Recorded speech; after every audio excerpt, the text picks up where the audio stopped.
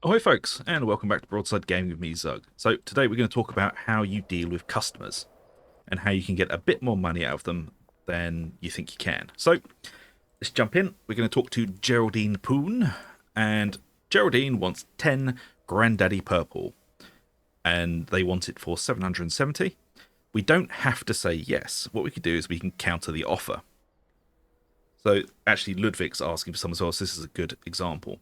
Now, first of all, if you've forgotten to change what products you have, for example, in your product menu here, like maybe I've run out of Granddaddy Purple, make sure you unlist it. This won't affect your dealers if they have it. Dealers will sell anything they have in their inventory, regardless of what you've got in the product manager.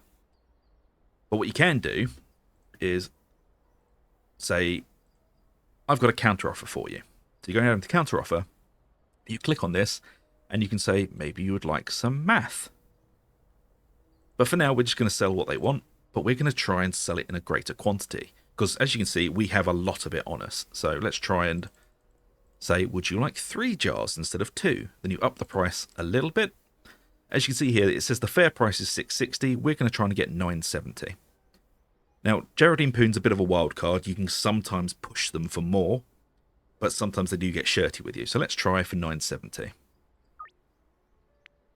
There we go. We've got them to buy more than they originally wanted to. So we schedule that for the night because the afternoon's whittling away. Let's try Ludwig. So Ludwig is much more difficult. You can't push him for a huge amount, but you can try and get it into quantities of 5, especially if you're only using jars now. So each jar has 5 in it. So anything in multiples of 5 is good for us. And as we've upped it by 1, we're going to try and get a little bit more out of it. But as I said, each customer has a different kind of set of personality traits. Like you can push some of them more than you can with others. So let's try. Okay, let's try and be a bit naughty and get 490 for it. He might get annoyed. Okay, he took it that time. And last but not least, we've got Chloe Bowers. She wants 4. Let's see if we can get us by 10. 440 is a fair price, so we will up that to say 590. See, I pushed her too far. She's not buying, so we've lost that sale completely until tomorrow.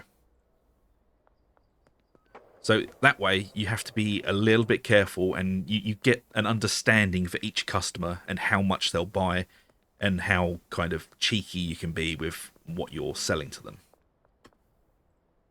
Now this guy is quite new to me. He wants 8, so let's put it into a multiple of 5, so that's 10. And we put the price up a little bit, and he's okay with that. So with each buy, you can try just upping it a little bit. And every time they order, you can up it a little bit more, just seeing how far you can, go with each person. Right, they're not in at the moment. So now we've done this, you can see there, everything's in a multiple of 5 now. We've made a bit more money than we thought we were. Oh, there's Brad. He's our tent dealer, and he's got 7 grand on us. As you can see, Brad is mostly only working with bricks now. As I said in the last video, if you look at it, this is how we're moving into the mid-game. All of our dealers are only working with bricks so that we can give them the most quantity and get the most money in return. As jars, they take up too much space, and especially moving into the mid to late game, space becomes a very high commodity. So jars are kind of not suitable. But bricks for dealers, brilliant. You personally might not be able to sell bricks because people are a bit weird of how much they're buying, but dealers will sell anything you give them. So we're just going to go and do our deal. I think here's Peter. And I just shift left, right click the amount. As you can see here, he wants 10, so that's 2 jars. Done. And now we've got good old Geraldine Poon over here. And we sell that to them. But what you can do as well, you can occasionally see one of your customers, even if they haven't text messaged you, you can offer to sell them things. And occasionally they'll buy, occasionally they won't. But that's also a way you can make a bit more money. So if you see someone walking past you, just offer it to them. And hopefully they'll buy something. But there you go, folks. That is kind of a simpler guide on how to deal with your customers. And I hope it helps you. And if it does, please do like, subscribe, ring the bell for notifications. It really does help us out. And I shall see you all for the next one. So until then, take it easy, and I'll see you later.